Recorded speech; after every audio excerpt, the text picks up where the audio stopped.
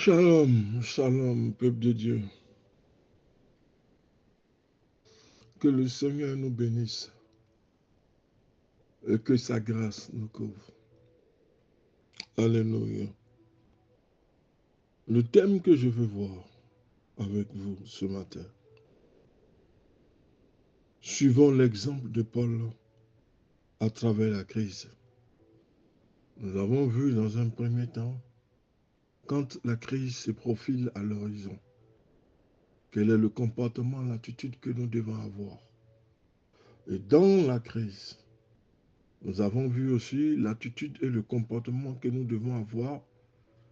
Mais l'attitude de Paul n'avait pas été donnée, n'avait pas été distinguée. Donc, nous avons vu le comportement des marins. Comment les marins ont tout jeté. Ils ont jeté leurs valeurs. Ils ont perdu l'espoir d'être sauvés. Ils ont agi dans la précipitation. Et en fait, ils se sont comportés de façon physique et non spirituelle. Et maintenant, nous allons voir la situation, le cas de Paul dans cette situation. Donc, le thème que nous voulons voir ce soir, l'exemple de Paul à travers la crise. Acte 27, le verset 23. Un ange de Dieu à qui j'appartiens s'est approché de moi cette nuit et m'a dit, sois sans crainte, Paul. Acte 27, le verset 23.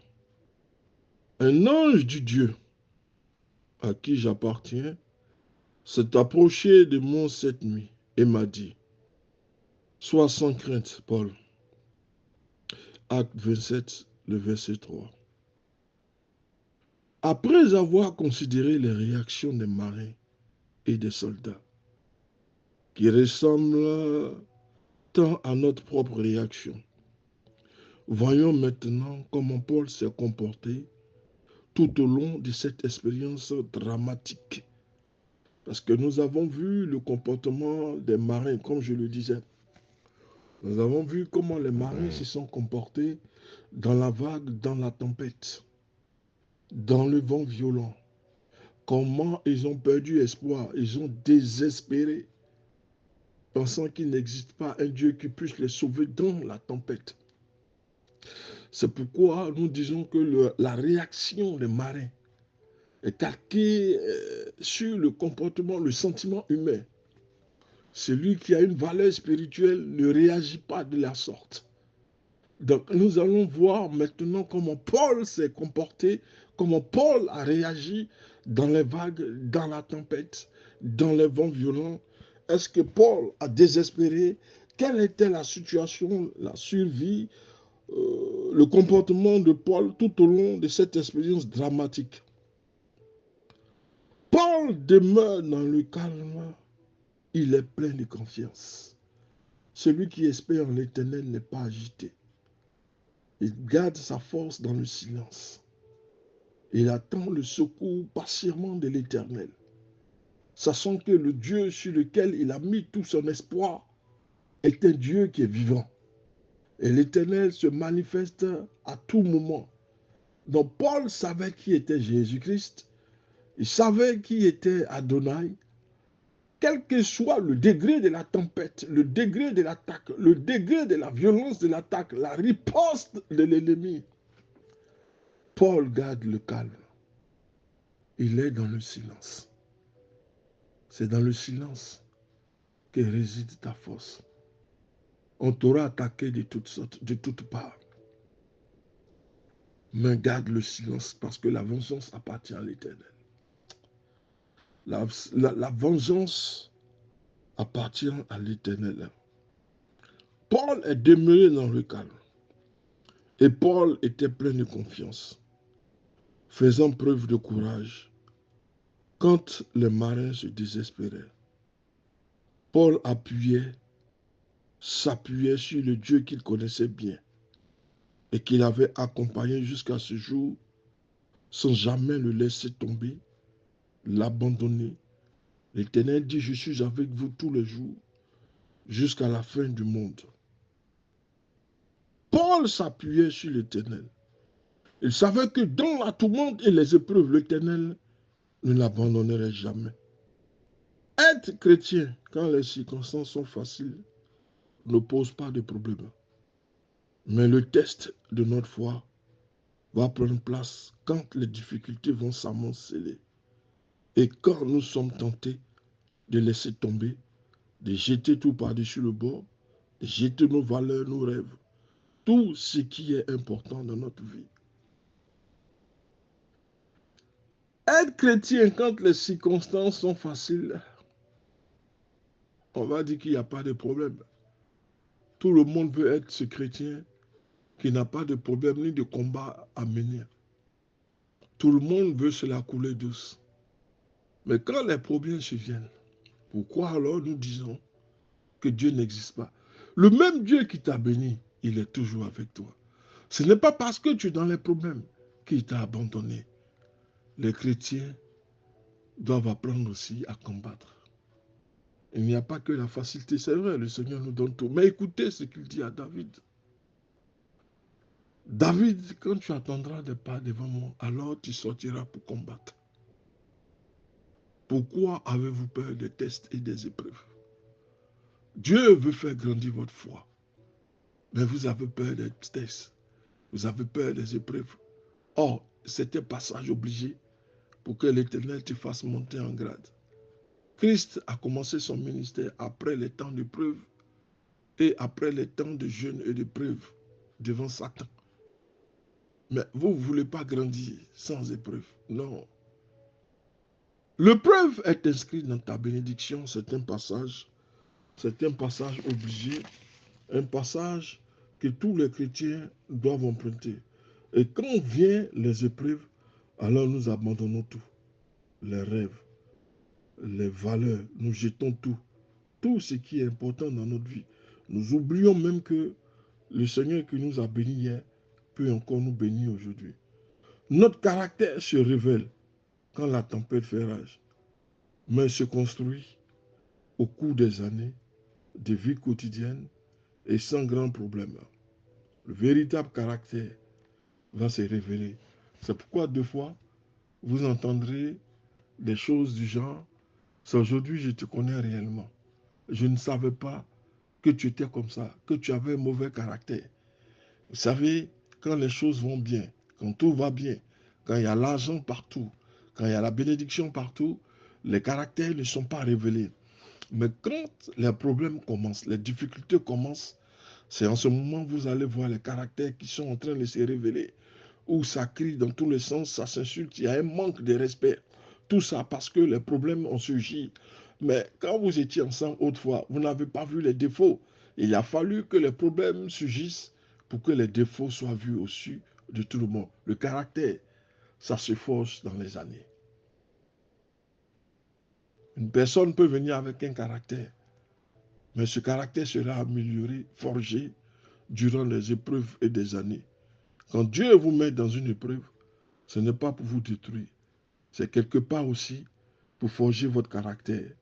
Notre caractère se révèle quand la tempête fait rage, mais se construit au cours des années de vie quotidienne et sans grand problème. Mais pourquoi Paul était aussi confiant, était aussi tranquille? L'auteur Rick Warren dit ceci, et je le cite. Il affirme que Paul s'appuyait sur sa foi et sur trois vérités fondamentales.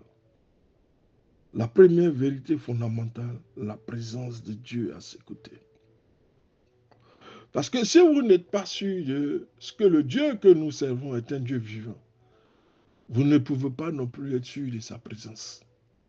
Or, Paul a croisé le Messie. S'il a croisé le Messie, il sait alors qui est Adonai. Il sait que ce Dieu est vivant.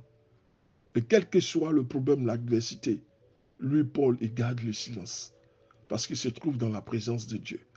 Ce n'est pas à lui, Paul, de se débattre pour sortir d'une situation. Mais l'Éternel l'en sortira. Alors il a reposé sa foi et sa confiance en Dieu.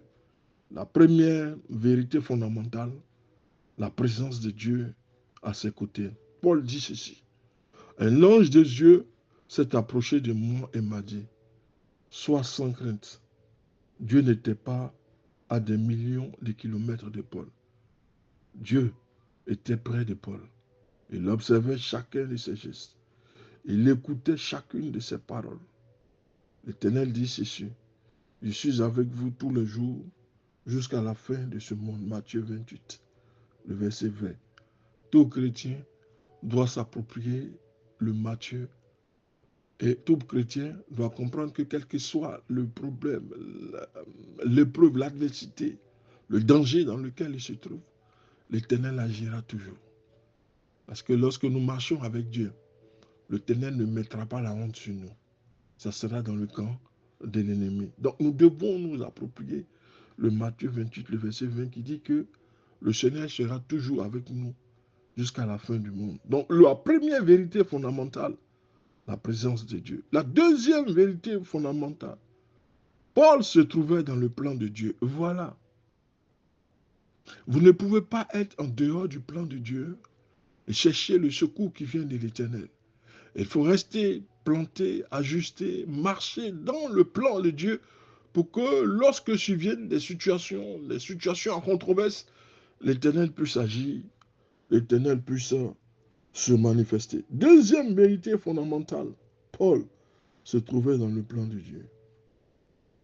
Et l'ange venait dire à Paul, sois sans crainte, Paul. Il faut que tu comparaisses devant César. Et voici que Dieu t'accorde la grâce de tous ceux qui naviguent avec toi. Acte 24, verset 27. À cause de la présence de Paul, la grâce va se répandre sur les marins. Tu es une source de bénédiction, ne te néglige pas. La grâce de Dieu qui est sur toi va profiter à tout le monde. Qu'ils soient chrétiens ou païens, ils vont bénéficier de la grâce de Dieu qui est sur ta vie. Ils ne comprennent pas ce qui leur arrive, mais c'est parce que tu es dans le navire avec eux que le navire ne va jamais couler.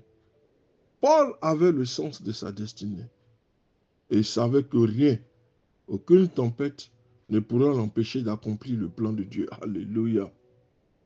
Frère, ce ne sont pas les difficultés, les oppositions, les attaques qui vont te sortir du plan de Dieu. Dieu a un plan pour toi. Il a une destinée. Il a tracé un chemin. Ta destinée est au bout de toi. Tout au bout. Mais pour atteindre ta destinée, il y aura des embûches, des oppositions. Il y aura des vents contraires, des vagues. Mais Paul était sûr, il était serein. Paul se dit, ce ne sont pas ces vagues, ces oppositions qui vont m'empêcher d'accomplir le plan de Dieu, d'arriver, d'aboutir à ma destinée. Elle est déjà tracée et je cours vers le but. Paul savait que l'Éternel le sortira, mais l'Éternel le mettra au large. Donc Paul disait, rien ne va m'empêcher d'accomplir le plan divin. Ne perdons jamais de vue le plan de Dieu pour notre vie. Troisième vérité fondamentale, Paul savait que l'Éternel tient ses promesses. Soyons sûrs que Dieu n'a pas changé. Nous risquons de perdre certaines choses en cours de route, ou même de nous mouiller en chemin, comme Paul et tous ses compagnons. Mais nous sortirons victorieux de la crise si nous nous appuyons sur l'Éternel. Que Dieu vous bénisse, le pasteur Samuel.